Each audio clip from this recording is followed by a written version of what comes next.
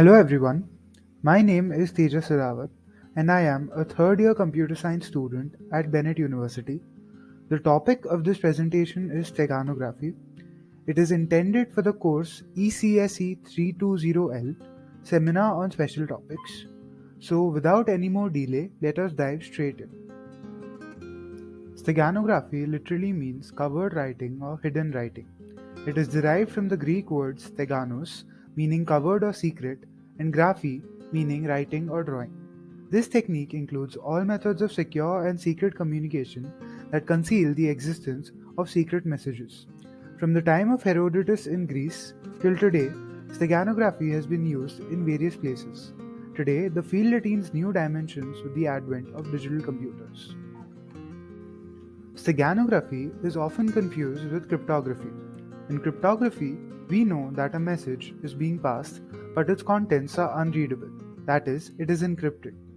In steganography, we are trying to hide the existence of the very image itself. It does not include any encryption. It also does not attract any unwanted attention. Suppose you wanted to send someone a secret file. You could of course just encrypt the file and send it to them.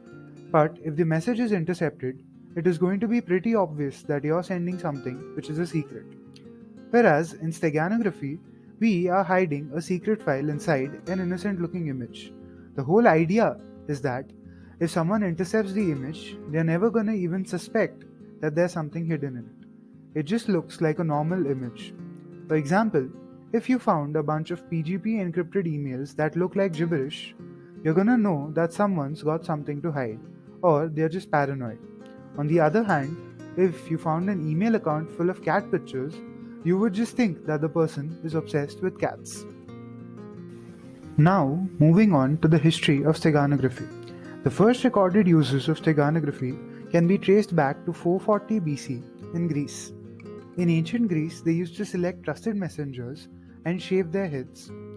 After that, they would then write a message on their scalps. After the hair grew back, the messenger was sent to deliver the message.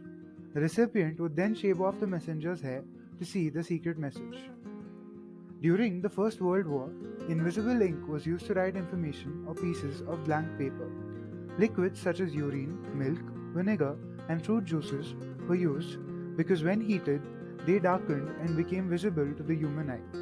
These were crude but relevant forms of steganography. In later parts of this presentation, we will see what modern day steganography is and how the crux of it is still the same. Let us now look at a simple workflow on how steganography works. We have a message file and a cover file.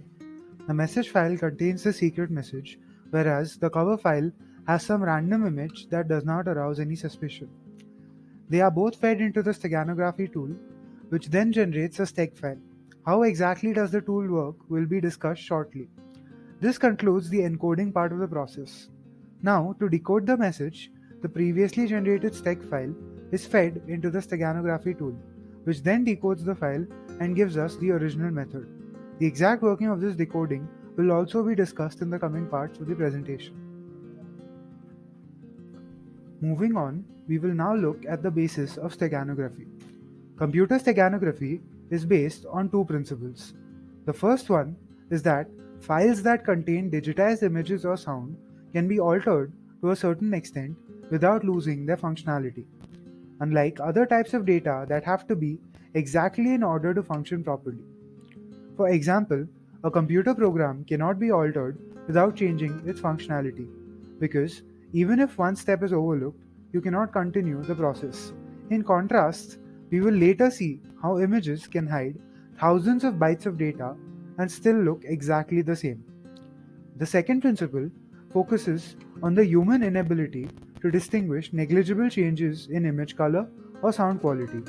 This is especially easy to make use of in objects that contain redundant information. This just means that it is very hard for the human eye to distinguish minor changes. Both these principles combined allow for steganography to be a viable tool which can be used to hide secrets. Steganography can be split into two types. These are fragile steganography and robust steganography. Fragile steganography involves embedding information into a file that is destroyed if the file is modified. This method is unsuitable for recording the copyright holder of a file since it can be removed very easily, but is useful in situations where it is important to prove that the file has not been tampered with. This might be very useful in a situation where evidence has to be used in a court of law, since any tampering would have removed the watermark and thus rendering the file inadmissible. In general, fragile steganography techniques tend to be easier to implement than robust methods. Moving on, robust steganography aims to embed information into a file that cannot be easily destroyed. Although no mark is truly indestructible, a system can be considered robust if the number of changes required to remove the mark would render the file useless. There are two main types of robust marking. These are fingerprinting and watermarking. Text steganography is the process of concealing a message in what seems to be inconspicuous text. It is more difficult to implement when it comes to electronic versions of the text. The copy or steg file that is generated is identical to the original one, and it is almost impossible to tell if it is an original one or a modified version. To embed information inside a document, we can simply alter some of its characteristics. These can either be the text formatting or the characteristics of the characters. The key to this problem is that we alter the document in a way that is simply not visible to the human eye, yet is possible to decode by a computer. This can be achieved using a system of encoders and decoders. The codebook is a set of rules that tells the encoder which parts of the document it needs to change. It is also worth pointing out that the marked documents can either be identical or different. By different, we mean that the same watermark is marked on the document, but different characteristics of each of the documents are changed. As a general rule of thumb though, image files are more commonly used as a medium to hide messages using steganography, since it is much easier to do so and also less suspecting. In the following slides, we will look at steganography techniques for images and also look at examples to show how strong steganography really is. One of the most common methods for image steganography is the least significant bit method, or LSB for short. This method is probably the easiest way of hiding information in an image and yet is surprisingly effective. It works by using the least significant bits of each pixel in one image to hide the most significant bits of another. So, if we've got a bitmap of any kind, a PNG or a BMP, then we can change the lowest bits to be our message, and you'll have an almost imperceptible change on the actual way the image looks. It's a bit like if I change the number 800351 to maybe 800352 or 800361. It's not going to have a massive effect. The number is so big that in the grand scheme of things, it makes no difference. So generally speaking, in an image, for each pixel, we'll change the last bit or maybe the 2 bits if we're really trying to cram a lot of data. Every byte is 8 bits. We take the last 2 and change that to our message in the hope that no one's going to notice. Let us further understand this with an example. Let us take a matrix of 3x3 to understand how the LSB method works. Note that this is not an actual image, but we are taking this small example for the sake of simplicity. The first thing we do is flatten the matrix to a 9x1 matrix as shown. We then convert each pixel value to its corresponding 8-bit binary value. Now, let us take a very small message, say S. Now we convert that message into its ASCII value, which is 83. Representing 83 in its 8-bit binary form gives us 01010011. Now we look at the least significant bits of all the values in the original matrix and then invert the last bit of each value to form 01010011 from the top to the bottom. The inverted bits are highlighted on the screen in red color. We then reshape the matrix to maintain order. As you can see, the overall matrix has not changed significantly, but the secret message has now been encoded. The decoder will now know that it has to search the least significant bits of all the values to decode a message from the matrix. Now, let us look at some real-life examples to see how this method performs on large images. Here are two pictures of incredibly cute cats which have secret messages encoded in them. The first picture has a message of 18 bytes encoded, whereas the second picture has a message of 33,692 bytes encoded. There is practically no difference between the original and the encoded pictures. I have used an online tool to encode the images, and the same can be used to decode them as well.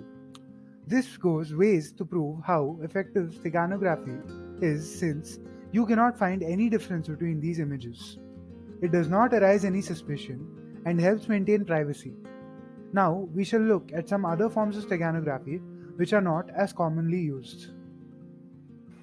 Audio steganography is a technique used to transmit hidden information by imperceptibly modifying an audio signal. It is the science of hiding some secret text or audio information in a host message. The host message before steganography and stego message after steganography has the same characteristics. Embedding secret messages in digital sound is a more difficult process. Varieties of techniques for embedding information in digital audio have been established. Let us now look at the different formats of audio files which we can use and how effective is steganography when applied to them. Spread spectrum. These systems encode data as a binary sequence that sounds like noise, but can be recognized by a receiver with the correct key. MIDI, short for Musical Instrument Digital Interface files, are good places to hide information due to the surge in the use of mobile phones which play MIDI ringtones. MP3. This format is probably the most widespread compression format currently used for music files. Due to this, it also happens to be a very good place for hiding information. The more inconspicuous the format is, the more easily the hidden data may be overlooked. For video steganography, a combination of sound and image techniques can be used. This is due to the fact that video generally has separate inner files consisting of many images and sounds. So, techniques can be applied in both areas to hide the data. Due to the size of video files, the scope for adding lots of data is much greater, and therefore the chances of hidden data being detected are quite low. Moving on to the advantages of steganography. Attempting to detect the use of steganography is called steganalysis. It can either be passive, where the presence of hidden data is detected, or active, where an attempt is made to retrieve the hidden data. It is not infallible, but considerably increases the work of any experienced code breaker, who must identify first the right carrier and then extract the sensitive data from it. Assuming they get so far, then they have to break the code to finally decode the hidden message. Today, less painful but more cryptic methods could be used to hide information in publicly available websites. The image is visibly indiscernible even to a trained eye. Thus, steganography can ensure high levels of privacy. Just like two sides of a coin, steganography has its disadvantages as well. There are limitations to the use of steganography due to the size of the medium being used to hide the data. In order for steganography to be useful, the message should be hidden without any major changes to the object it is being embedded in. This leaves limited room to embed a message without noticeably changing the original object. This is most obvious in the case of compressed files, where many of the obvious candidates for embedding data are lost. Detecting hidden data remains an active area of research. Another concern is the malicious use of steganography. Unfortunately, all of the methods mentioned till now can be used to hide illicit, unauthorized, or unwanted activity such as storing records of criminal communications, fraud, hacking, pornography, etc. Let us now conclude this presentation with a few pointers. Steganography is a dynamic tool with a long history and the capability to adapt to new levels of technology. It has its own place in the field of cybersecurity. By the amount of free and commercial tools available today, one can deduce that the use of steganography is growing. Steganography is just another tool used to hide data, and I believe it will be used more often in the future, either for covert communication or personal data concealment. Security professionals will surely need to be aware of its existence as its use becomes more prevalent. Hiding a message with steganography methods reduces the chances of a message being detected. In and of itself, steganography is not a good solution to secrecy, but with a combination of steganography with other methods, you will have much stronger encryption routines. Like any tool, steganography is neither inherently good nor evil. It is the manner in which it is used which will determine whether it is a benefit or a detriment to our society. Thank you.